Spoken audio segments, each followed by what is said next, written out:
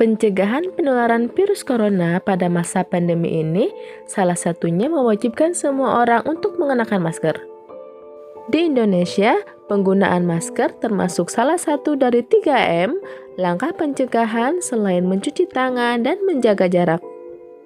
Organisasi Kesehatan Dunia atau WHO dan Pusat Pengendalian dan Pencegahan Penyakit atau CDC juga telah merekomendasikan kepada seluruh masyarakat dunia untuk menggunakan masker saat beraktivitas di area publik.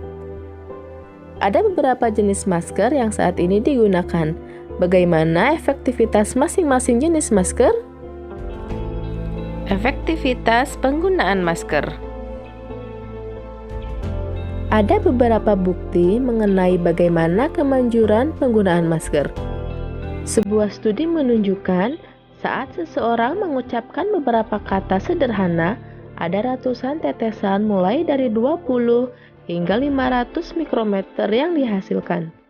Akan tetapi, tetesan tersebut tersumbat saat mulut ditutupi kain lap basah.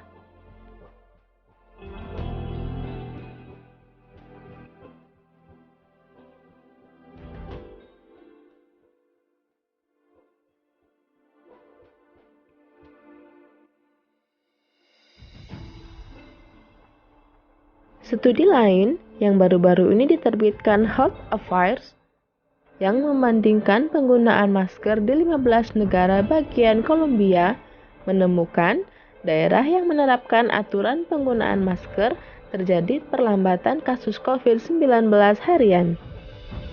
Studi lain mengamati kematian akibat virus corona di 198 negara. Dari pengamatan itu, mereka memiliki budaya dan kebijakan pemerintah yang mendukung penggunaan masker, mencatatkan angka kematian yang lebih rendah. Ada beragam jenis masker yang dapat digunakan. Para peneliti juga telah membandingkan berbagai bahan masker, akan tetapi mereka menilai faktor kenyamanan adalah pertimbangan terpenting.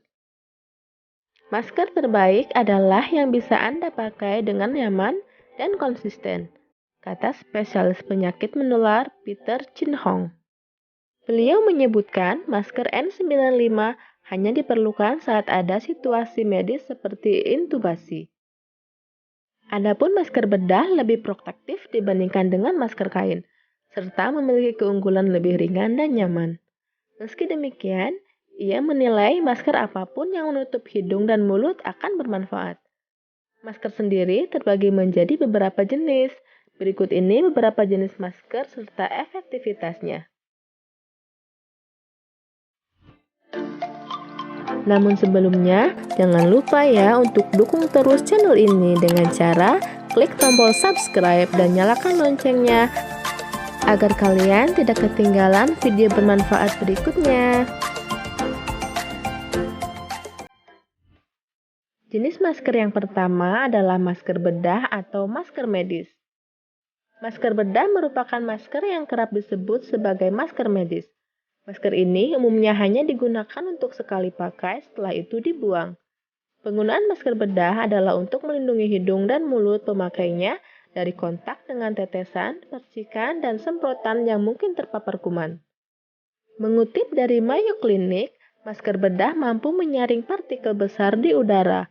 Ia juga dapat melindungi orang lain dengan mengurangi paparan air liur dan sekresi pernapasan dari pemakai masker.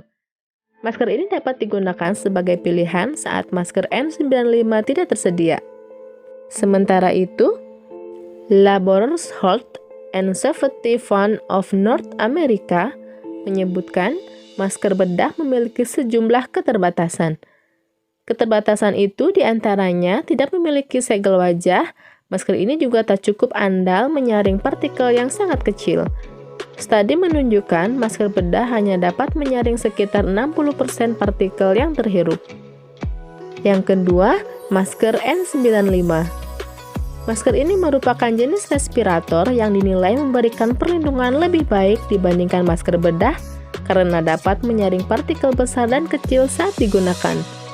Masker N95 dirancang untuk dapat memblokir 95% partikel berukuran sangat kecil.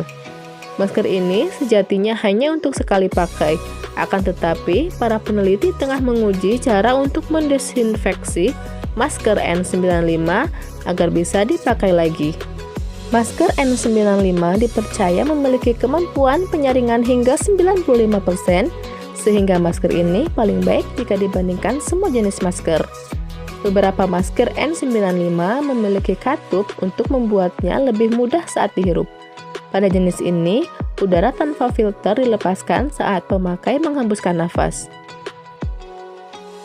Namun, karena ada klep untuk melepaskan udara tanpa filter, masker jenis ini tidak mencegah pemakai dari menyebarkan virus. Karena alasan inilah, masker N95 jenis ini dilarang di beberapa tempat. Yang ketiga, paper mask.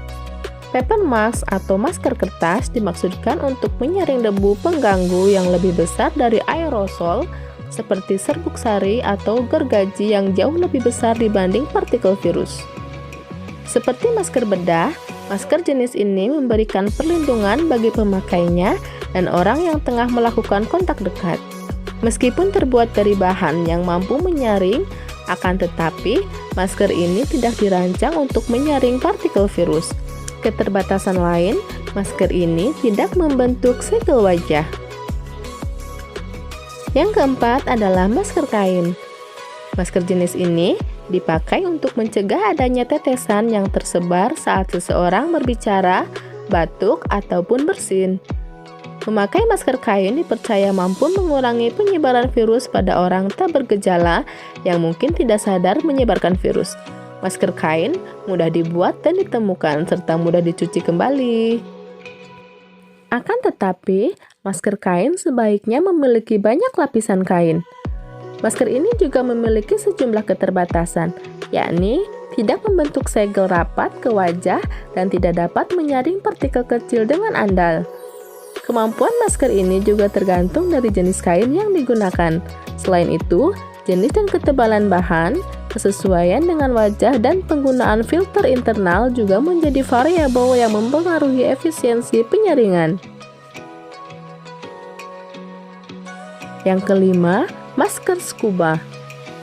Salah satu jenis masker yang juga banyak digunakan di Indonesia adalah masker scuba. Namun, Satgas COVID-19 dan para ahli tak menyarankan penggunaan masker ini.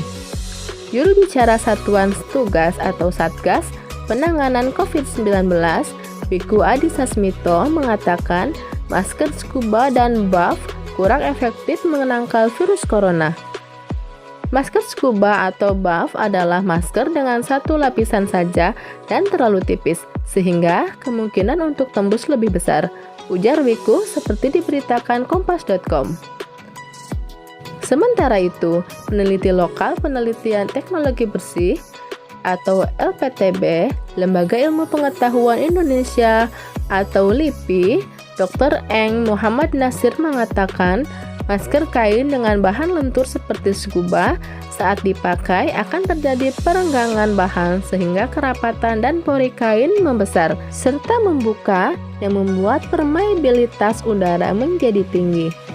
Hal tersebut membuat peluang partikuler virus untuk menembus masker semakin besar. Nah, sekarang sudah tahu kan efektivitas dari berbagai jenis masker, dari mulai masker medis, masker N95, masker kertas, masker kain, hingga masker scuba. Jangan lupa untuk selalu pakai masker ya, karena maskerku melindungimu dan maskermu melindungiku.